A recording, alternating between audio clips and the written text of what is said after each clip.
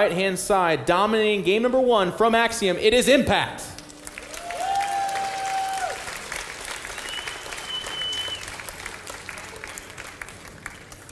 And spawning in the bottom left side of Frost, it is EG's Jaedong. The map is Frost, one of the older maps of the map pool, something that's survived the latter seasons for a while now. A 4-player map, a large map. So both players, as we can see, clearly not spawning quote-unquote correctly. That would be the craziest thing we've ever seen in our lives, scout cross map. But Jaedong seems to be fairly undeterred so far, at least. We're not seeing what we have seen in the past, which is early pool. Could end up being a 15 pool or even a hatch first. Yeah, I mean, from that first game, he was microing a little better than Impact. Nobody can deny that. That is not bias. He was. So is he likely to open up a 15 pool this game, maybe? And if your opponent opens up 15 hatch, you are a few drones behind, but can he make that up? I might be thinking to play a solid game like that, but here we do have his drone moving down to make a hatchery, and Impact is the one going for pool at 15. I can't help but chuckle, because it's Jaedong basically. These best of 3s are so savage. It's so short. You know, we've talked about this all tournament long. It will be a best of 5 grand final in a couple of rounds, but best of 3 is so short and shallow. So we talk about playing these best of series, and I love this move from Jaedong. He got build order disadvantage because he was playing the macro game number 1. Game number 2, he just does it again. He says, "You don't have the balls to do that again. There's no way in heck."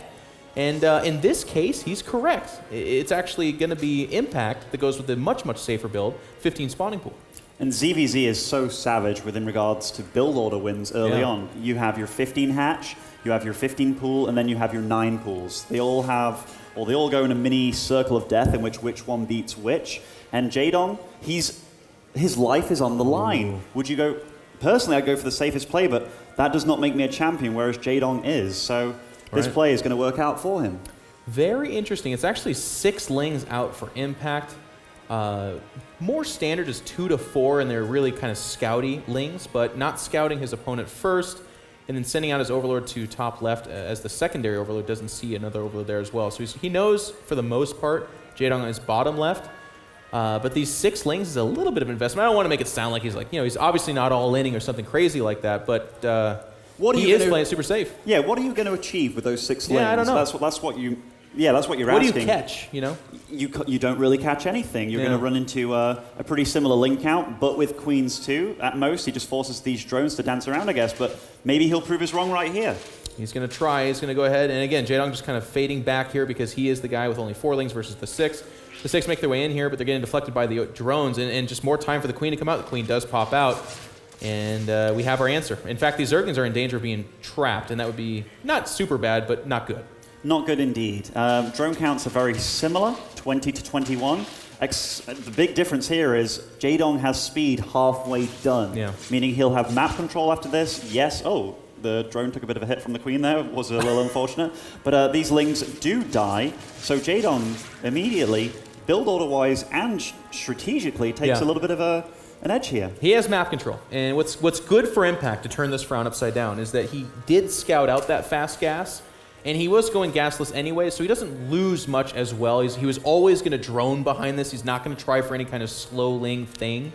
And he's also going to always have these queens kind of anchoring his natural. So the 6, we're critical of it. We're like, it should have been 2 to 4. And that certainly would have been better for him because he would have had the same thing accomplished, only at a lesser rate.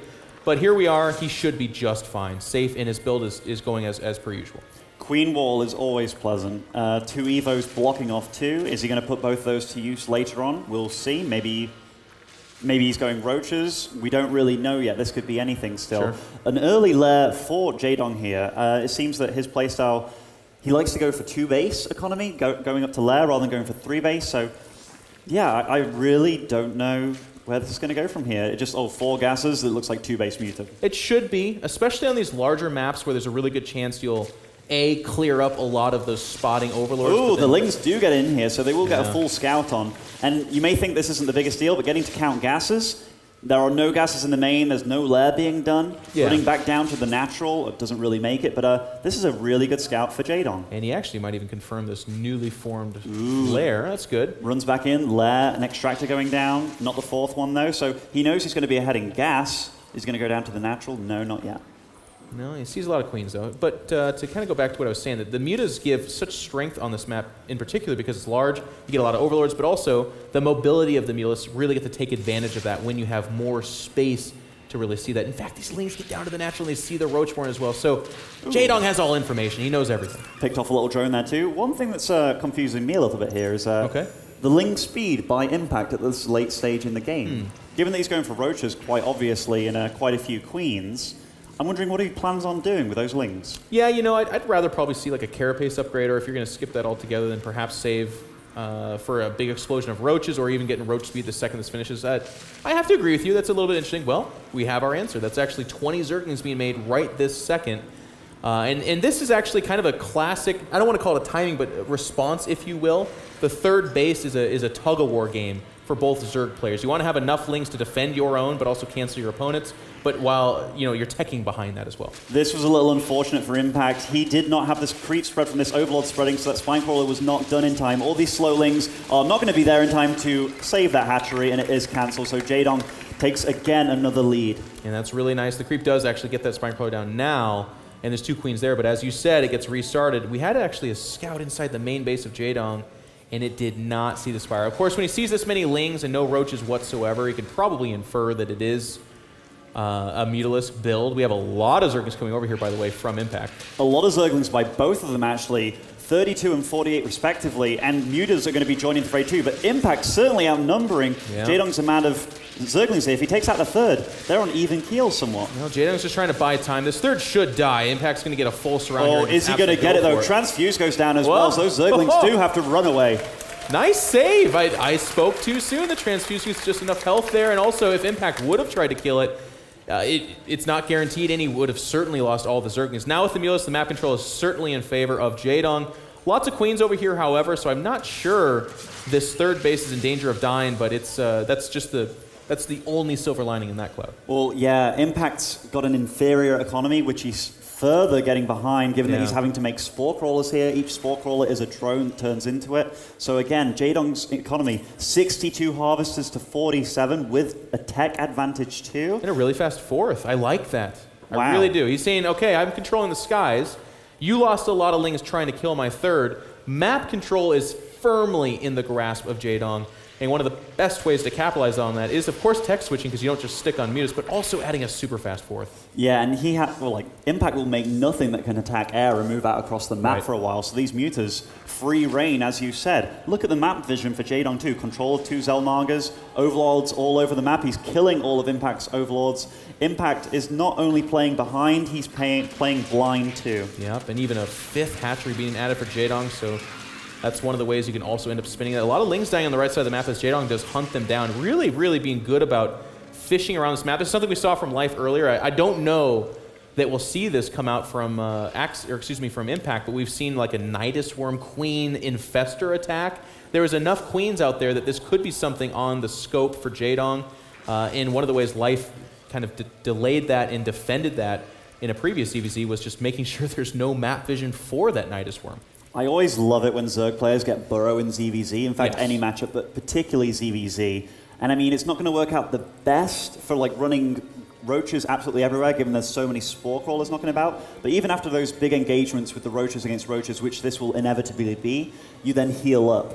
Oh yeah, it's the you must have upgrade. And honestly, you and I have been on that soapbox for a while in all 3 matchups, but it's nice to see it here. Jaedong is going to go ahead and get that Burrow upgrade. Both players getting +2 range attack. Infestors coming out for Impact. That's going to be a great answer. It's a way to handle the Mulus, but also it, of course, aids in the fight against things like roaches and hydras. It's a very nice utility catch-all unit to do. And in the backfield, by the way, Jaedong is, let me confirm this, but I think he's actually just going roaches again. This guy is madly in love with roaches right now. Yeah, Impact. I like that he's going for Infestors now. He knows that Jaedong, does he know that he took a 4th? He's going to know that he's got a superior economy. You cannot beat a guy with a superior economy by doing the exact same thing. And a nice fungal does land there. It's going to kill 4 mutas. I like the way that the fungal projectile actually goes down that cliff right there. Yeah, it's actually really cool.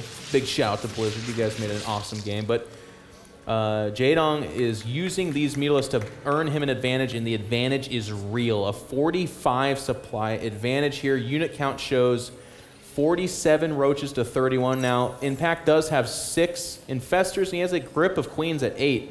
But I don't know if that's enough to overcome that. Upgrade-wise, they're going to be very, very similar here. But Jaedong is grouping up here, trying to split these roaches as much as he can. Big Fungal does land on the big group of roaches right there, but there's so much for Jaedong. Even if he does trade inefficiently, it's still good for him. And roaches in the main base, how did they sneak by? I actually don't have an answer there.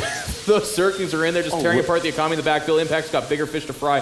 He does hold off this attack, but you'll notice that supply differential is actually, again, in favor of Jaedong because he just traded so well there. Some infestors did die. The Zerglings cleaning up the main. Impact just now realizing what was happening and is going to go ahead and start to work on those. But behind this, Jaedong, again, churning out more roaches. Carapace upgrade. And on the production tab, Impact has to remake his drones because he lost them there. He was burrowing lings in the main base while he was burrowing his roach army. He does unburrow right next to Impact. These infestors are kind of out of energy. Bit of a freeze frame there. Oh, geez. The burrow trap is sprung. Infestors dying as they try to go across the map. Impact. You got caught with your hand in the cookie jar. Jaedong is killing infestors and roaches alike. Queen's called out here as well. The burrow play was nice. This play is so stunning that our production crew is even checking Twitter. GG called.